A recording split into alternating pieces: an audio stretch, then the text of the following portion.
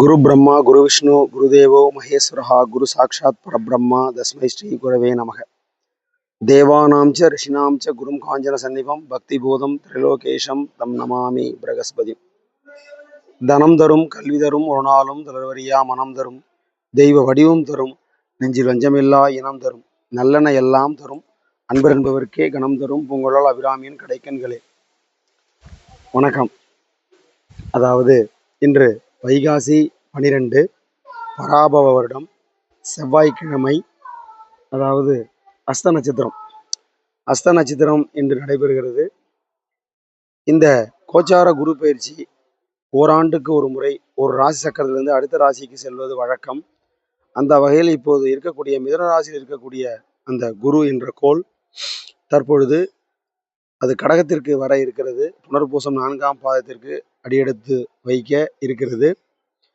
அந்த வகையிலே இந்த குரு என்ற கோள் குரு பயிற்சியை நோக்கி மக்கள் அனைவரும் ஆர்வமாகவும் ஆலயங்களிலும் பரிகாரங்களும் வழிபாடுகளும் மேற்கொள்வது மிகவும் சாலச்சிறந்தது, சிறப்பு. அதனை வரவேற்கிறேன். அடியே நீங்கள் பதிவு செய்யக்கூடிய கருத்து என்னவென்றால், இந்த குரு பயிற்சியானது உங்களுடைய வாழ்க்கையை முழுவதுமாக மாற்றிவிடுமா என்றால், உங்களுடைய மனப்பக்குவத்துக்கு தகுந்தாற் போல் அவரவர்களுக்கு எண்ணெய் அலைகள் மாறுவது போல அவர்களுடைய சுயஜாதகமே வேலை செய்யும் என்பது அடியனின் பணிமையான கருத்து. இங்கே தெரிவிக்கக்கூடிய கருத்து என்னவென்றால், பொதுவாக இந்த கோச்சார பயிற்சிகள் யார் இருந்தாலும் இல்லாவிட்டாலும் நடைபெறக்கூடிய ஒரு அமைப்பாக தான் இங்கே வருகிறது. அந்த வகையிலே இந்த குருவானது, குரு என்னும் கோள் கடகத்திற்கு நுழைவதற்கு சரியாக திருக்கணிதப்படி நாம் சொல்ல போனோமேயானால், அதாவது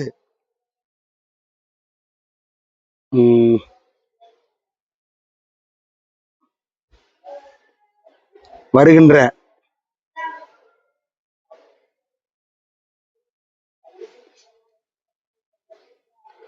அதாவது ஜூன் 1ஆம் தேதி திங்கட்கிழமை பிரதமை திதி கேட்டை நட்சத்திரம் உள்ள அந்த நன்னாளில் குரு பயிற்சியானது 1:50 அந்த அளவிலே அது நடைபெறுகிறது. அதாவது நள்ளிரவு 1:50. ஏறத்தாழ இன்னும் ஒரு வார காலங்கள் இருக்கிறது. எனவே அங்கங்கே உள்ள நண்பர்களும் யூடியூப் தோழர்களும் இந்த குரு பயிற்சியை பற்றி விமர்சையாக பேசி கொண்டிருந்தாலும், அடியனுடைய சொந்த கருத்து என்னவென்றால், உங்களுடைய தனிப்பட்ட உங்களுக்கென்று உள்ள அந்த பிறந்த நேரம், பிறந்த இடத்திற்கு தகுந்தாற்போல் உள்ள கோள்களுடைய அமைப்பில் அது சரியாக உங்களுக்கு குரு என்ற கோள் சப்போர்ட் செய்வதாக இருக்கிறதா இல்லையா என்பதை முதலில் முடிவு செய்ய வேண்டும். அதாவது உங்கள் லக்ன புள்ளி ஆரம்பித்ததற்கு குரு என்ற கோள் எத்தனாவது டிகிரியில் இருக்கிறது, அந்த டிகிரியானது உங்களுக்கு சாதகமாக இருக்கிறதா, அகம் சார்ந்து இருக்கிறதா, புறம் சார்ந்து இருக்கிறதா என்பதை நாம் கருத வேண்டும். அடுத்தபடியாக உங்களுக்கு ராசியிலிருந்து பொதுவாக குரு எங்கே இருந்தது பிறப்பு ஜாதகத்தில், இதுதான் உங்களுக்கு வேலை செய்யுமே தவிர, இந்த குரு மாறுவதால் உங்களுக்கு பெரிய அளவில் மாற்றங்கள் எதுவும் ஏற்பட்டு விடாது. உங்களுடைய சுய முன்னேற்றம், தன்னம்பிக்கை, சுய செயல்கள் இதற்கு தகுந்தாற் போல்தான் உங்களுக்கு இந்த பலன்கள் மாறுபடும். எனவே இந்த குரு என்ற கோள் பொதுவாக தனுசுக்கு 8ஆம் பாவமாக இந்த கடக வீட்டிற்கு அது நுழைவதால் தனுசுக்கு பொதுவாக 8ஆம் இடத்து குரு அஷ்டம குரு என்று எடுத்துக்கொள்ளலாம். எனவே இந்த அஷ்டம குரு என்று சொல்வதால் பரிகாரம் என்று சில நண்பர்கள் அங்கங்கே பதிவு செய்து வைத்திருக்கிறார்கள். ஆலயத்தில் ஃப்ளக்ஸ் அடித்து வைக்கப்பட்டிருக்கிறது. இந்த தனுசு ராசிக்கு அஷ்டம குரு என்பதெல்லாம் நீங்கள் பயப்பட வேண்டாம். 8ஆம் இடத்திற்கு குரு வரும்போது மறைமுகமாக பணம் வரும் என்றுதான் நாம் பாசிட்டிவாக எடுத்துக்கொள்ள வேண்டும். எனவே இந்த கோச்சார பயிற்சி என்பது ஏறத்தாழ 1% அல்லது 2% மட்டுமே வேலை செய்யும். மீதம் என்ன வேலை செய்யும் என்றால், உங்களுடைய சுயஜாதகத்தில் பிறந்ததிலிருந்து ஓடிக்கொண்டிருக்கக்கூடிய தசாபுத்திகள் இயக்கும். தசாபுத்திகள் மட்டுமே உங்களை இயக்கும். அந்த வகையிலே நீங்கள் இந்த கோச்சார பயிற்சியை கண்டு யாரும் பயப்பட வேண்டாம். அதே போல் இந்த கடகத்திற்கு வரக்கூடிய குருவால் உங்களுக்கு பெரிய மாற்றங்கள் ஏற்படுமா என்றால், அதனுடைய பார்வைப்படும் இடங்கள் மட்டும். எடுத்துக்காட்டாக ரிஷபராசிக்கு குரு இப்பொழுது 3ஆம் இடத்திற்கு வருகிறார். அப்போ 3ஆம் இடத்திற்கு வரும்போது கடகத்திலிருந்து நேர் 5ஆம் பார்வை விருச்சிகத்தில் விழும். விருச்சிகம் என்பது ரிஷபராசிக்கு 7ஆம் பாவம். அந்த 7ஆம் பாவம் என்பது நல்ல நட்பு, நல்ல தொழில், நல்ல சிறப்பான மனைவி அமையாதவருக்கு மனைவி அமைதல், நல்ல பழக்க வழக்கங்கள், சமுதாயத்தில் பழகக்கூடிய தன்மை, ஒரு கூட்டமாக இருக்கக்கூடிய அமைப்பில் செய்யக்கூடிய சேவை, இதெல்லாம் இந்த 7ஆம் பாவத்தில் வரும். அப்போ இது நன்றாகத்தான் இருக்கிறது. எனவே 3ஆம் இடத்திலுடைய ரிஷபராசிக்கு பரிகாரம் என்று எவ்வாறு எழுதினார்கள் என்பது ஆய்வுக்குரியது.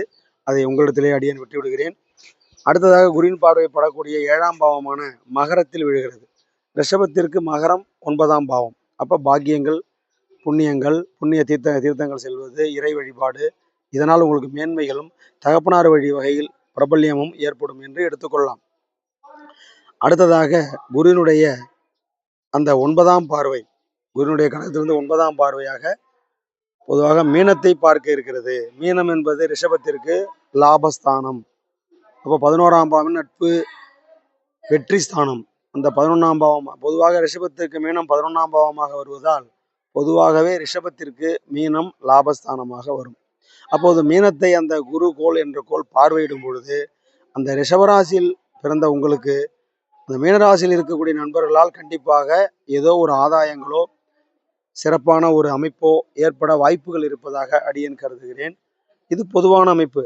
இதை விடுத்து உங்களுடைய சுயஜாதகத்தில் நீங்கள் பிறந்ததிலிருந்து ஓடக்கூடிய தசாபுத்திகளும் அவை தொடர்பு கொண்ட பாவங்களுமே உங்களை நிர்ணயிக்கும் என்று கூறி இந்த வீடியோவை இத்துடன் நிறைவு செய்கிறேன். மற்றபடி உங்களுக்கு ஏதேனும் சந்தேகம் இருந்தால் இந்த யூடியூபில் கமெண்ட் பாக்ஸில் பதிவு செய்தால் அந்த பதிவிற்கான சரியான வினாவாக இருக்கும்போது அதற்கான விடையை இலவசமாகவே வீடியோவாக அப்லோட் செய்யப்படும் என்பதை தெரிவித்துக் கொள்கிறேன். எனவே இந்த குரு பயிற்சியானது முரண்பாடுகளை உடையதாகவும் வாக்கிய கணிதத்தில் ஒரு நாளும் திருக்கணிதத்தில் ஒரு நாளுமாக இருப்பதால் நீங்கள் குழப்பிக்கொள்ள வேண்டாம். உங்களுடைய செயல்களில் நல்ல எண்ணங்களை விதைத்து நல்ல தூய்மையான செயல்பாடுகளை செய்து சரியாக திட்டமிட்டு வெற்றி பெற வேண்டும் என்று எல்லாம் வல்ல இறையை உங்கள் சார்பாகவும் உங்களுடைய செயல்கள் சார்பாகவும் நான் பிரார்த்திக்கிறேன். மற்றபடி பரிகாரம் செய்தால் ஒரு பலன் நடைபெறும் என்று நீங்கள் நினைப்பது முற்றிலும் தவறு. பரிகாரத்தால் எந்த மாங்காயும் பறிக்க முடியாது. அதற்கான உழைப்பு, முயற்சி, அதற்கான திட்டம் போட்டால் மட்டுமே வெற்றி பெற முடியும் என்று உங்களிடம் தெரிவித்து இந்த வீடியோவை இந்த அளவில் நிறைவு செய்கிறேன். நமது சேனலை மட்டும் நண்பர்கள் சப்ஸ்கிரைப் செய்யுமாறு கேட்டுக்கொள்கிறேன். உங்களது நண்பர்களுக்கும் தெரியப்படுத்தவும். பொதுவாக நான் ராசி பயிற்சியை பேசுவதே இல்லை. இருப்பினும் மக்கள் ஆலயங்களில் கூடுவதும் பிரபல்யமாக பேசுவதுமாக இருப்பதால் இந்த விஷயத்தை நான் அடியேன் பதிவு செய்கிறேன். எங்களை போன்ற ஆராய்ச்சி மாணவர்கள் எங்கள் பேராசிரியரிடம் படித்ததும் எங்கள் நல்லாசிரியரிடம் படித்ததும் விஷயங்களையும் பார்த்தோமேனால் இந்த குரு பயிற்சி 1% அல்லது 2% மட்டுமே உங்கள் வாழ்க்கையை நிர்ணயிக்கும் என்று கூறி இந்த வீடியோவை முடிக்கிறேன். ஓம் சர்வமங்கள மாங்கல்யே சிவே சர்வார்த்த சாதகே சரண்யே திரியம்பிகே கௌரி நாராயணி நமோஸ்துதே. காசினி இருள நீக்கும் கதிரொலியாக இயங்கும் பூசுர உலகோர் போற்ற புசிப்புடன் சுகத்தை நல்கும் வாசியருடைய தேர்மில் மகாகிரிவலமாய் வந்த தேசிகாய நட்சிப்பாய் செங்கதிரவனையை போற்றி போற்றி என்று உங்களை ஆசீர்வதித்து இறை ஆசீர்வாதத்துடன் உங்களுக்கும் நல்ல செயல் நடக்க வேண்டும் என்று பிரார்த்தித்து விடைபெறுகிறேன். நன்றி, வணக்கம்.